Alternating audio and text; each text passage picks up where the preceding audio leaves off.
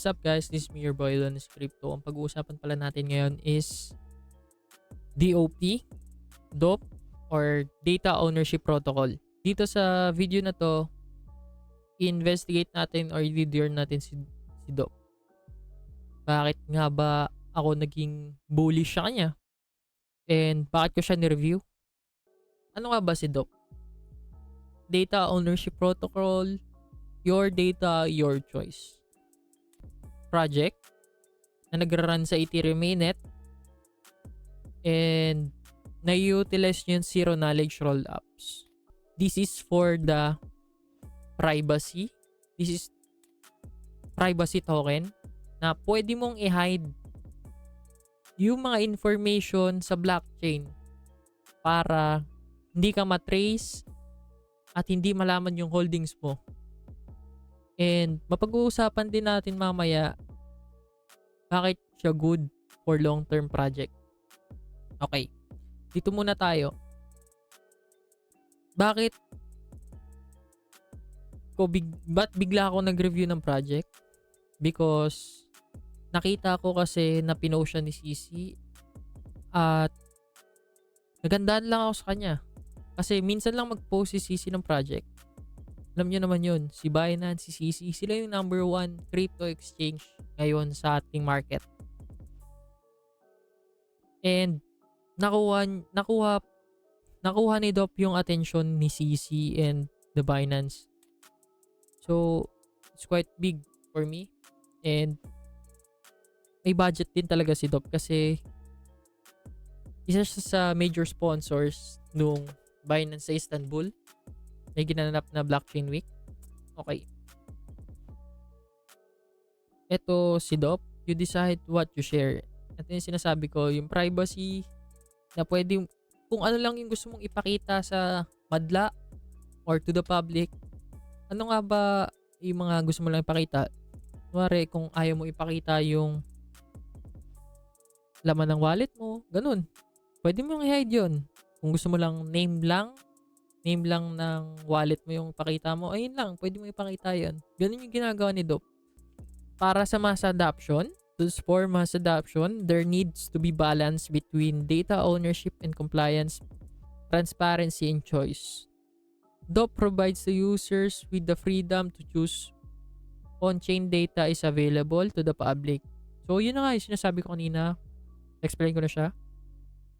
You have the full control. Ikaw ang magde-decide kung ano lang ang gusto mong ipakita.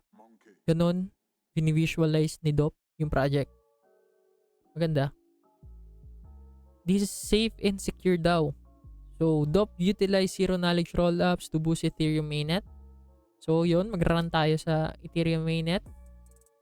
VRL1 DOPs, but also allows the smart contract execution and offers transparent, secure interaction toolkit for developers.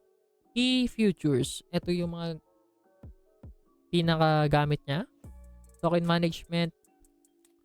DOP Advanced Platform enables to secure storage. Okay, alam na natin yan from the Web 2 and Web 3. Financial data ownership is not an option. It's a guaranteed in the Web 3. DOP ensures this also the case. Off-chain protocol. DOP leverage the off-chain. Okay. Third-party wallet. Gagawa sila ng wallet para ito natin i-store yung pera. And then gagamitin natin yung DOP NFT customization. Kung ano lang pwede mo ipakita ng NFT. Pwede mo ipakita doon sa wallet mo. Pwede mo rin i-hide yung iba. Okay. Angat natin. So what is DOP? Siya yung Innovative Blockchain Privacy Protocol. Napag-usapan na natin din to kanina. Sinabi na rin natin na their own chain data exposure to reduce selective transparency. Yan. Tagalog ko na kanina. The problem, full transparency in blockchain. Public blockchains like Ethereum, transparency. More on transparency ulito dahil napapakita uli lahat. Ayun daw yung problema. Kahit si Vitalik, ayun din yung sinasabi niyang problem ngayon through crypto. So, ito yung link para mapakita natin. Yan. Vitalik Buterin pushes for privacy pools to balance anonymity with regular compliances. A research paper co-authored by the Ethereum co-founder explores the revising blockchain protocol that complies with global regulations. Ito yung sinusolve ngayon ni Dop.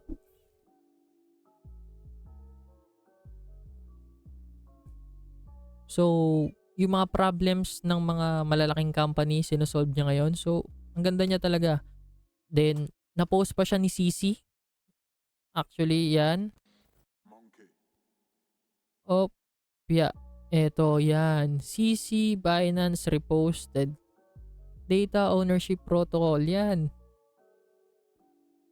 Minsan lang mag-post talaga si CC ng mga project. So, eye-catching yung project. Susunod, eto. Si Binance mismo. Yan. 10.9 million followers. Owning your data. Our event sponsors. Dop. Discuss this exact topic. Okay. Ganda. Na-post na rin ni Binance and ni CC. Then, ngayon, sinusolve nila yung problem na gusto ni Vitalik, diba? It's all about privacy, yung pwede mo lang ipakita.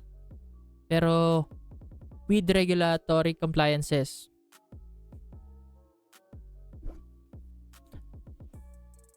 Ito yung CK rollups na gamit ni Doc ngayon. Privacy pools protocols. Yan, zero knowledge. Privacy operates similar to Tornado Cash by mixing users' transaction to obscure the true origins.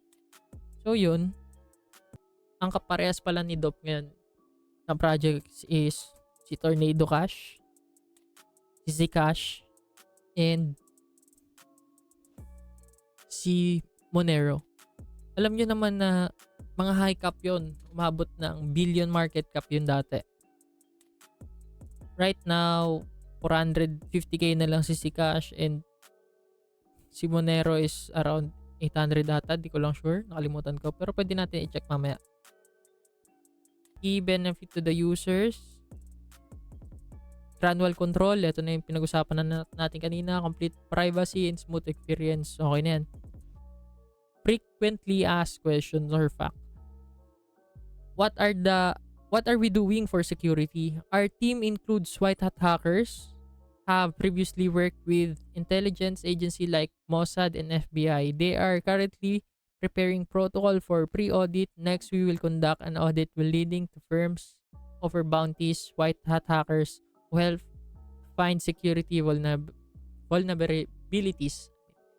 So, ang ganda rin ng ginagawa nila dito is pinapataas nila yung security ng website nila or blockchain nila para hindi ma-breach. Kailangan nilang i-upgrade yung security nila for the future.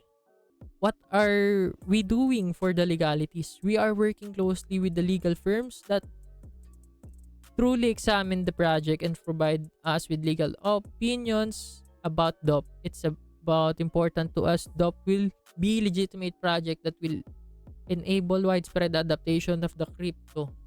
Yun, widespread. Ang ganda ng sinabi nila doon about sa widespreading. Kakalat nila yung crypto. So, ayun nga yung gusto ng mga tao eh. Magkaroon ng konting privacy na hindi makita yung laman ng wallets nila para malesen yung crime. Kasi, vulnerable ka sa hack niyan kapag alam nila yung identity mo plus alam nila yung gaano kalaki yung laman ng wallet mo. Lapitin ka ng mga hackers and mga masasamang elemento. Yun. And yung pine-prevent ni DOP. Kakaroon ka ng security. Pwede mong itago yun. Even your identity. Good stuff for the whales sa kanila. And para sa mga taong gusto ng privacy, kagaya nung ibang ayaw pumasok sa crypto kasi nga ang blockchain is sobrang open. So para ma-widespread adapt natin 'to, need natin i-cope yung pangangailangan ng ibang tao na gusto ng privacy, not to invade your privacy, 'di ba? What are we doing to prevent criminals from using dope? So yun, magkakaroon sila ng KYC, yan. So, napag-usapan natin kanina na kapares nila si Tornado Cash. So, si Tornado Cash kasi ginamit talaga yan ng mga hackers, mga Lazarus hackers yun. I don't know kung tama ba yun. Basta, ginamit siya ng hacker. Doon din pinapadaan yung mga money laundering. Doon din pinapadaan yung mga scams. Scam money para hindi ka matrace. Para ma-cash out mo pa rin sa mga sex. Kunwari, nag-scam, nag-rug pull, idadaan lang sa Tornado Cash, and yun, hindi na kayang i-trace yung wallet mo, then cash out ka na sa mga sex. So, kaya nga pinahuli yung may CEO ng Tornado Cash dahil nga gamit na gamit for scams and illegal things. Right now, ginawa ng dope magkaroon ng KYC para malesen yung scam, lalo na yung mga trabahante nila or dev team nila is from FBI, Mossad. Nagtrabaho dati. Malay natin yung iba pa nilang developers is from FBI ba talaga, di ba? How can we see the information that each wallet decides to share? Our vision is to create dope scan. Ito na nga yun, yung dope scan na sinasabi natin kanina. Dito, pagkagamamit tayo ng wallet nila, and mari-research lang yung kung ano yung gusto nating ipakita dito sa dope scan. Yan. What you search, your dope Ethereum address, Etherscan, you won't see anything but dope scan. It will be like a social profile. Ayun yung gustong gawin ni dope. Dito na tayo sa dope white paper. Masyado na itong mahabang i-explain natin lahat. But, dito na tayo sa tokenomics agad. Yan. 30% para sa mga private sale, nakagaya ko. We're from the private sale. May public sale din pala to. This Q1. Yes, ayun yung sabi ng admin and the teams. Ang public sale, I mean, sa Q1, then Q1 ila-launch na through exchange. Ayun yung sinabi lang sa akin or sinasabi sa community. Napag-uusapan sa community ng DOP. Ilalapag ko pala mamaya yung mga links ng mga pinagpapakita ko sa inyo. Okay, para mapag-usapan nyo and ma-research na rin para hindi na humaba ng humaba. Si Tommy holders distributed to the holders partners over 2 years. Bakit 20%? Kasi galing kay Tommy yung DOP. Ito. Sino nga ba si Tommy? Si Tommy Net is rank 200 sa CoinGecko and currently meron siyang 174 M market cap. Malaki na din yun. Yan. Change the future. Yan. Tommy daw. Dito na pag-uusapan yung mga project. DAOs. Sa DAOs. Yan. Yan, no? Revising the data ownership protocol formally TPLS structure. Yan. Nagawa na nila na-execute. So, sila talaga yung nag-build nito. They are the partners. Yan. Tommy. Light lang na pinakita ko. Okay, tapos balik na tayo kay white paper. Yan. Distribution strongly favors to the users with 55% allocation to the community. Yan o, 30, private sale, 23. So, tayo talaga magpapagalaw niyan. Tommy, pioneers, testnet, reward. So, ito, may 1% din for the testnet. So, ngayon in-explain ko sa inyo, wala pang testnet. Masyado pa kayong maaga. Pero, gumagana na yung gumagana na yung project nila kasi napakita nila sa Binance Istanbul na gumagana yung project nila. Yan. So, yung mga airdrop hunters dyan, pwede ito sa inyo. Si Dop, pagka gumana na, then, makukuha na rin natin yan. 1% din siya. For active testnet participants and security bounties for over 2 years. Wow. Okay. Airdrop din siya. Kahit maliit lang, 1%. Okay yan. 4 years vesting. 08 schedules, core developer, marketing, advisors, and launch pads. Yan.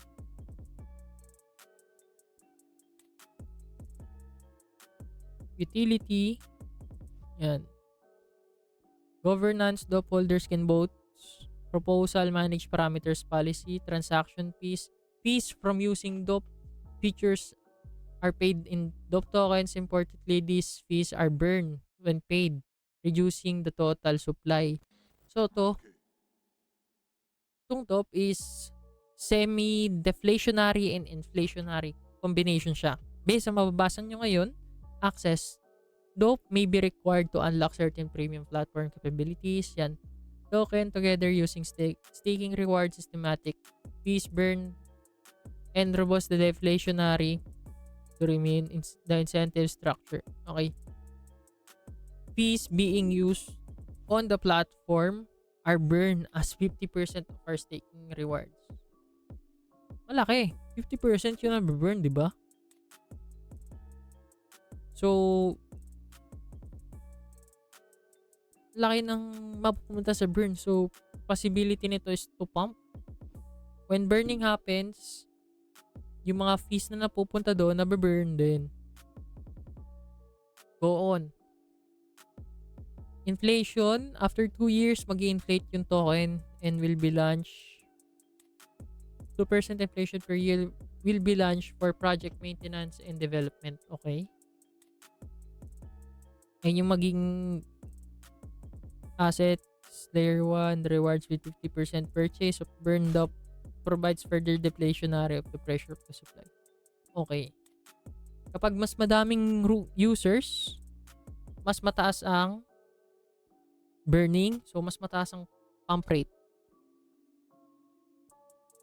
May combination siya ng deflation and inflation. Okay din. But, may napansin lang ako sa kanya is wala pa siyang total supply na nilalabas kasi nga masyado pa tayong maaga. We're on the version 1 where the private sale wala pang pinapakita sa lahat. Ang sabi sa akin sa team is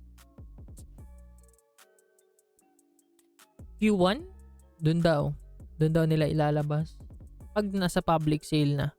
Kung gusto niyo malaman yung token sa public sale na kayo bumili, kung gusto niyo ng complete information, sa public sale na kayo bumili. Mangyayari yan in Q1, pati siguro yung testnet in Q1 na rin. Maging updated na lang kayo dito sa DOP. And feeling ko malaking project to kasi nga pinost ni CC through Binance and niretweet niya sa kanyang personal Twitter account. So, ngayon, ongoing ngayon ang private sale nila, but I will not talk about it kasi private sale nga. They are choose only the individuals lang, private individuals para makabili. So, yun. Okay.